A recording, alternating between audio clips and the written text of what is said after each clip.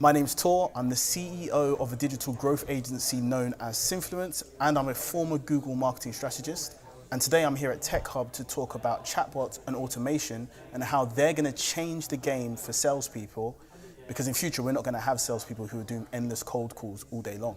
Instead, we're going to have machines, bots, things that can do it for us to make our lives a whole lot easier. So that's what I'm here to talk about today. Okay guys, so my name's Tor, and I'm here today to talk about the future of sales, specifically chatbots and automation strategies. Now, as they very kindly mentioned, I was working at Google previously as a marketing strategist. I now run my own digital growth agency known as Sinfluence. And in that particular agency, we use a lot of these different kinds of strategies for ourselves and also for our clients in order to help them generate more sales, help our sales generate more leads, generate more business overall. Now, the purpose of today's presentation is twofold. A, for those of you that maybe aren't familiar with chatbots or automation type strategies to generate leads, introducing you to some of the things you can be doing. And B, for those of you that are and are looking to sell these into potentially big businesses, some of the value propositions that you can be giving that can get deals over the line. So stick with me and we'll get there. But before I get onto that,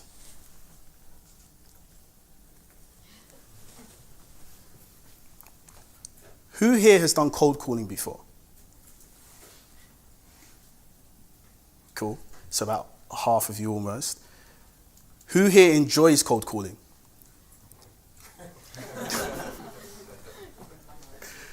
Cool. So we have about 50 odd people in here, and 3 of you enjoyed cold calling. So about half of you actually did cold calling altogether. And you claim to be salespeople. Okay, well, no one claims to be a salesperson. Clearly, I made a mistake. Anyway, the point is, for me personally, as a salesperson and somebody who runs a small business, I absolutely hate cold calling. Hate it, hate it, hate it, hate it, hate it, hate it, hate it. But it's something that has become part and parcel of the sales process. I believe that's until now. And I believe that cold calling won't be something that exists probably within the next 5 years. And it's already pretty much dying out from some of the companies that I've worked in doing sales. Now, the reason is approximately 1 to 3% of cold calls actually result in a meeting, right? So let's put this in perspective. For me, if I'm a salesperson and I'm running a business as well, because a lot of these businesses will be, 1, 2, 3-man businesses with chatbots in them, I'm making 100 calls. And by the way, that's not something I'm just doing in 5 minutes. That's 100 calls. That's a lot of effort and a lot of time and a lot of commitment. I'm getting through to a gatekeeper whose sole job is to make sure that I cannot speak to the person that I'm supposed to speak to. And then even after that, if I do get through to that person and I get a meeting, I'm not guaranteed any kind of business from that meeting. I'm not even guaranteed to be able to pitch my product to them by the end of the meeting. So if I make 100 calls, I get the prospects of maybe getting 1 of those on the ball, 3 on a good day. Now, for us, we're probably thinking, okay, well, do you know what? Cold calls maybe aren't the option, so let's try something else. Cold emailing, for example. Maybe that's a better bet. That's something that people are warmer to and maybe can work. Wouldn't say it's exactly like that. I'd say the average open rate, you're looking at about 14% upwards, maybe up to about 23% according to MailChimp, and that's just the open rate. Obviously, after that, you've got to consider the fact that these emails that get open, not all of them are going to convert into a meeting, and of those meetings, only a fraction are going to convert into a sale. Now, here in the UK, we have to take into account GDPR as well as another thing. So it was the days when we were able to buy a massive email list of 10,000 names and just ping emails out to them all day long, well and truly gone. I know some people are doing that anyway, but we won't share those secrets with anyone here today. But it's not compliant, right? So it's not something that you should be doing anyway. So what this means now, and something I'm experiencing in my own business, is building my email list is taking time, taking money, taking a lot of investment and a lot of commitment. It is a very good long-term strategy, but in the short term, how are we supposed to be getting people's attention? And that's a great movie, by the way. If nobody's seen it, yeah. Make sure you check it out. And it leads on to my next point. So social networks are the key. And this is where if any of you are running chatbot building type services, can I just get a quick show of hands if there is Anyone who sells chatbots to businesses or, yeah, so a few of you in the room. This is where I think the value proposition really comes into play, because obviously these bots, you're going to be using them over these kind of platforms, your Facebook, your LinkedIn, Instagram, WhatsApps. A lot of businesses don't actually realize the value in some of these. Most of the businesses that I sell into will tell me that Facebook is dying. And I find that quite bizarre, because there's 2 billion people that use Facebook. You're not going to get an email list of 2 billion people. So you can potentially reach your entire audience through Facebook very easily, but you need to have the right mechanisms in place and the right frameworks. And I'm going to go through how Facebook works and a few of these other ones as well on the next slide, and how I articulate it to businesses as well. So this is a good one for anyone who's new to chatbots generally. Maybe this is your first experience learning about them. With Facebook Messenger, what you can potentially do is, let's say you want a specific prospect to go through a cycle, so go through a sales funnel. What I mean by that is they're going to take a series of steps that's going to lead to them eventually expressing interest in or potentially purchasing your product or service. Rather than you having to sit behind the desk and reply to their bombarding Facebook messages, you're going to set up an automated system that can reply for you on your behalf. But it's not just going to reply any old reply, it's going to reply a specific set of responses that's going to potentially facilitate a sale. So the way in which we're using it and the way in which our clients use it now is, first of all, we've seen Messenger open rates at 80%, right? In and around that mark. So 8 out of 10 of the messages that this bot is sending are being read. Compare that back to the emails where it was only 25%, or even the cold calls, which is just, I'm going to be honest with you, don't cold call. This is something that's obviously significantly better as an option, but it has to be carried out the right way. So what we're doing is we're running specific Facebook ad campaigns targeted to our particular type of prospect. We are then giving that prospect a free value ad, okay? This free value ad, let's take this example where we're looking at real estate and property rentals. This will be them getting a list of properties that are available to rent in their area. So if you're somebody in San Francisco, like here, and you're looking to rent a property, all you've done is you've seen an ad on Facebook, you've clicked on it, and the ad has directed you to this particular messenger bot, and you've sent a message saying get started, and then from there the bot is taking you through to show you the list of properties that are available, which is what it promised. Now the bot's job is to qualify them as a prospect in or out. Okay, so it's meant to tell you whether they're going to be somebody that you can potentially actually close. And that's the cycle that it's taken from here. At the end of that process, depending on what kind of business it's in, you maybe can get a direct sale, just using the bot, or alternatively, you can get them to book a meeting in with you, have a valuation session, whatever it is you're selling. I know you all sell different things, so you obviously have to tailor it to exactly what you're doing. Now, you're only going to do that in the case that they qualify, right? So that's why some of these bots have to be very sophisticated, and for the bot builders in the audience, that is more or less the value prop that you're giving. That this bot can take someone from the point of having little to no interest all the way through to showing you that they are somebody that would be worth you investing time in and potentially leading to a sale. And that's why I say in future, you're not going to be needing to do cold calls, because there's going to be other steps that you can use. At this point, are there any questions? Yeah. Go.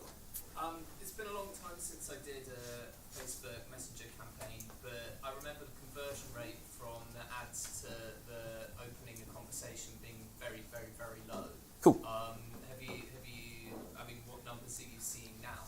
Yeah. So, fantastic question, by the way. So we're always looking at conversion rates eventually. Here we're looking at open rates, which means 80% of people see the message. Ideally, with conversion rates, we want that to be as high as possible as well. How many people are actually, ending up with a response and leading to a meeting. Because I'm doing the list, giving the free value, my conversion rates are pretty high. I don't want to give numbers because it's client confidential type stuff. But it is a lot higher than what you're going to see with, say, cold calls, for example. But that's because when you're doing a cold call, you're not delivering value. You're calling somebody to ask for 2 minutes out of their day. Whereas this is the complete opposite approach, and it's a powerful approach, because I'm giving you value. You have to have a conversation with me because you wanted to get this list from me. So that's the hook that's going to get the conversion rate high. But yeah, in terms of actual numbers, I don't want to give anything here just because I kind of have a oath not to, almost, you know what I mean? But I would say if you're struggling with that, the value add is the key thing. Any other questions? Cool, is everybody with me so far? Okay, perfect. Now this one, I'm not sure if many people are going to be familiar with because I just know from having spoken to a lot of people in my space, people aren't using this yet, LinkedIn automation. And if I could just get a show of hands, is anybody using automated systems on LinkedIn already? Yeah, I didn't think so. So this one is going to be a game changer for a lot of you. So remember how I said with cold calls, you have to go through a gatekeeper just to get to the decision maker, and then you need to convince a decision maker to make an action. With LinkedIn, you can actually reach decision makers directly based on their profile. So let's say, for example, that I am somebody who's selling into CEOs of investment banks in the UK.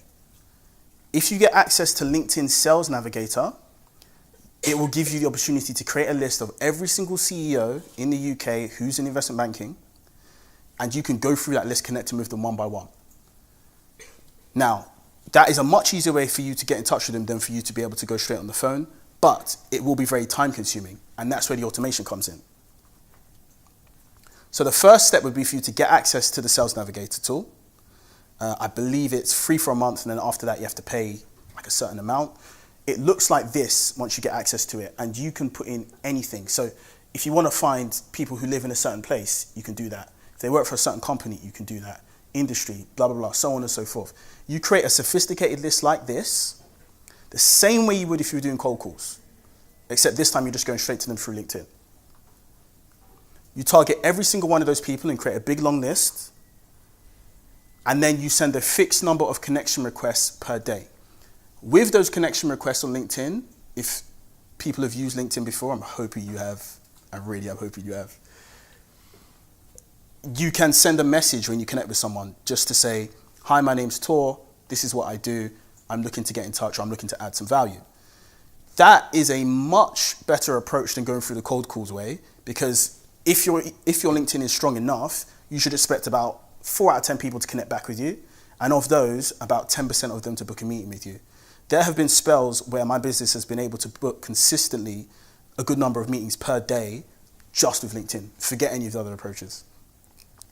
But you need to have an automated tool that's doing that for you, because if you're doing it yourself manually, one by one, it will take you just days to go through everyone. But the idea is for you to be able to use LinkedIn automation to your advantage. And for those of you that are selling chatbots, add this to your list of services. It's another sort of automated approach that people aren't familiar with. As you can tell from the audience, it works. So definitely consider looking into this as well.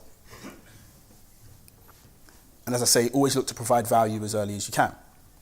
Now, was there any questions on LinkedIn before I move on? Yeah. How are LinkedIn responding to these kind of automation?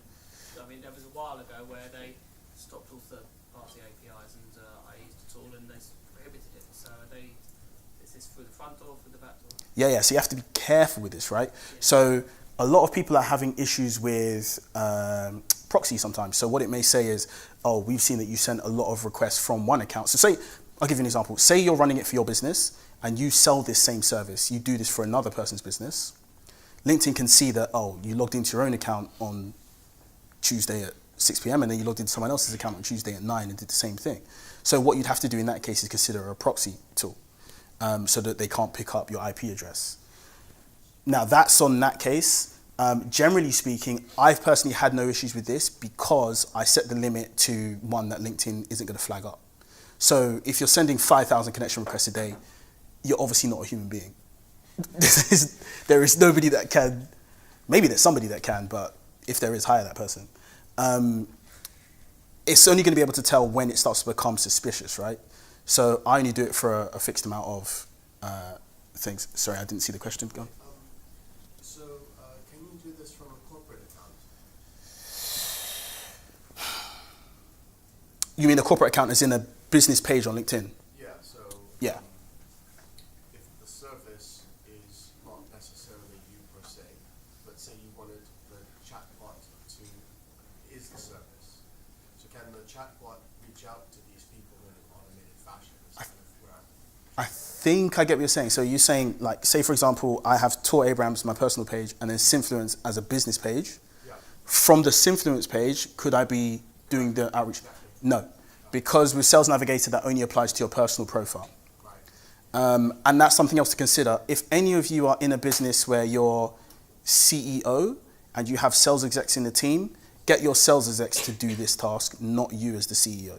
Because as you as the CEO sending these kind of messages, it doesn't come off as you're a big business. You know, the CEO shouldn't really be doing this kind of sales task. It's like a CEO cold calling, basically. So it would have to be your personal profile, but if you have someone else in your team, delegate it to them. That's my recommendation. Anyone else? And how am I doing for time, by the way, guys? 2 minutes. 2 minutes, okay. Good thing that I don't care about Instagram. Instagram's been pretty useless for me, I'm not even gonna lie to you. Basically, you can auto DM people, so send a direct message when they follow you. It's a nice warm opener. Have I really ever closed business through Instagram? I'm not gonna lie here and say I have. It's challenging, right? Because it's not really a platform for that. Facebook and LinkedIn are gonna be great bets. But then WhatsApp is a big one. So WhatsApp open rates are about 98%. So when you had Facebook and you were looking at 80, WhatsApp has gone a level higher than that. And that's just because everybody who has WhatsApp, you just use it, right? So you're gonna see a message that comes through. Now, this particular company has a process that when you send a message to them, they will offer you deals in return. And I know a lot of you would have seen this through SMS in the past. Companies like maybe even just T-Mobile, for example, send you texts from time to time with deals. This is a similar process. And this is something that can be done through WhatsApp. Now, I'm going to skim through it just because of time, but essentially the prospect sends a message to initiate contact with you. The bot then replies to guide them down a specific route to sale. And depending on the industry, it can lead to either you getting a meeting in, a direct sale, or something along those lines. So again, this is very similar to the Facebook Messenger approach, but the open rates are higher. The difference is Facebook Messenger has like many chat and stuff like that, so a newbie can get started straight away. WhatsApp doesn't have anything that I know of that's as easy to use as that. So if you're not a developer, which I'm not, you maybe have to outsource or do something like that if you want to incorporate WhatsApp in there. So from my side, that is everything. And in terms of the future of sales, this is what a standard sales team looks like today. You'd have your customer service exec, a business developer who does outreach, a closer and an account manager who takes over the business once it comes on board. This is where I believe things are going to be very soon. You're not going to have a customer service exec because you don't necessarily need to have one. Their job essentially is actually to make revenue, even though most people think it's just to help out and troubleshoot. In the long run, it's to make revenue. But a bot can be doing that task. Instead of a business developer, automate your outreach. Stop cold calling. It's not going to work. Cold emails, difficult. Make it so that everything's automated and your business can generate revenue on autopilot. You're going to keep the closer. You need somebody who's going to have that human touch. And an account manager, I think they'll be replaced eventually, but just right now, we'll say keep the account manager in there. So that's my view on the future of sales and chatbots and automation. I hope you enjoyed.